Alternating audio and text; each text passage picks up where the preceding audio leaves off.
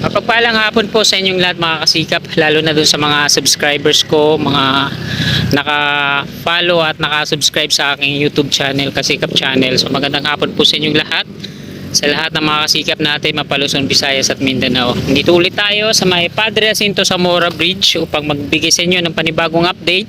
Araw po ngayon ng Lunes, 8 ng Hunyo, taong 2026. Yan. Alas 5:40 na po ng hapon. Yan ay mga workers ng Dumduma Construction and Trading Corporation. Dalawa kasi yung construction dito. Dito sa kanan natin, ito po yung NSCR. Pero sa bahaging ito po yung parte ng NSCR. SCRP po ito, Phase 3. Mula Blooming Street patungong Laguna. Yan. Skyway Stage 3, Section 2A naman dito sa kaliwa natin. Mula dun sa may Skyway Stage 3, Tomas Claudio, no? Patungo yan dito sa may PUP Santa Mesa. Andyan yung mga workers nila sa unahan, nagpo-pouring. Yan. Top segment na to yung mga columns na yun. Napakataas na eh. Kapantay na siya nandito sa kaliwa na unang konkreto na. So dito, sarado yan. Hanggang dito, yung mga nagja-jogging hanggang dito lang yung ano nila. Kasi yung mga steel girders na yan, yung bahagi ng tulay ng PNR, dito nila isinasakay yan gamit ko kanilang mga mahabang train. Sinimulan ko to, walang naniniwala sa paligid ko. Ano? Yan. Kung mapapansin natin mga kasikap po, tatlong span na po dito yung na-demolish na, tatlo na po yan. Ito yung una, pangalawa, hanggang doon na yun sa may Santa Mesa. Paalam, tulay ng PNR. Tagal-tagal din ito no. Ito yung naibang columns dito na meron siyang mga gear paikot. Bilog siya dito mismo sa pinakasentro. Tama, ito yung pinakasentro na columns no. Tapos meron siyang gear paikot. So siguro na rotate ito dati ng 90 degree kung di ako nagkakamali ano. Tapos ito naman pahaba siya. Yan. Tapos hanggang dun sa dulo.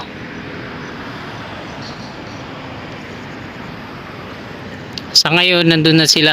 Kanina yung mga workers nandyan sa gitna nag-install ng mga scaffolding. Yung crane pala yung ginagamit nila. Sumasakay sila dun sa may kable ng crane, tapos dinadala sila dyan sa gitna. Yan. Kasi ito kayang mga columns na to no. Titibagin pa to no. Sayang kung dito na lang sila gumawa. Kaso ang paliwanag naman dito kung bakit na may mga nagsuggest kasi niya bakit titibagin pa daw eh, para minus gastos.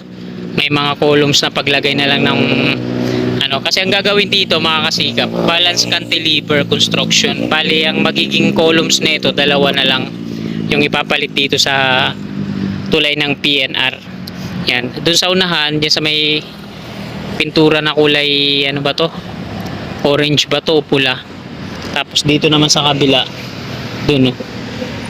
So dito sila magkakaroon ng Pier 142 dyan. Tapos dito naman sa kabila yung Pier 141. Dalawa na lang maging pier columns ng balance cantilever bridge na gagawin nila.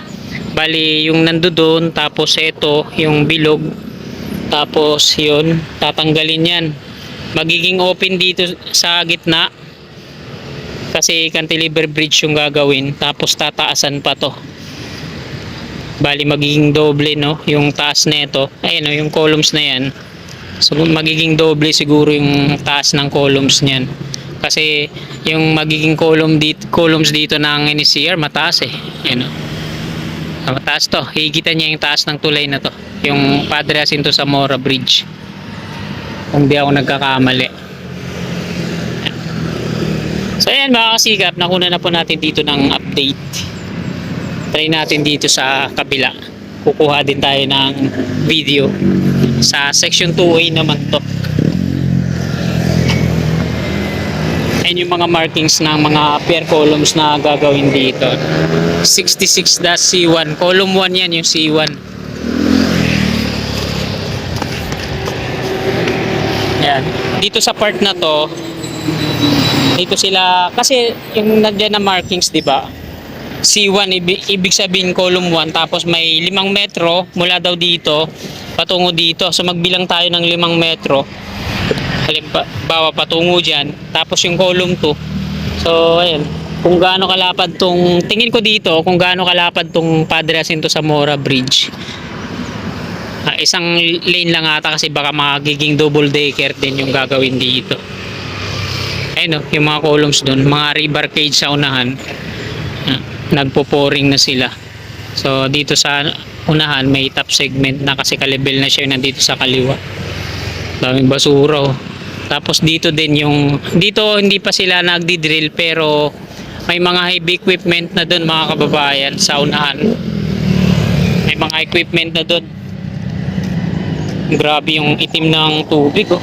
Daming mga basura. So kahit anong dredging yung gawin dito ng San Miguel Corporation, hindi talaga lilinis tong Ilog Pasig. Ang problema dito yung mga tao talaga. Ayan. Dito yan sila gagawa ng columns. Dalawa din yung column dito na gagawin.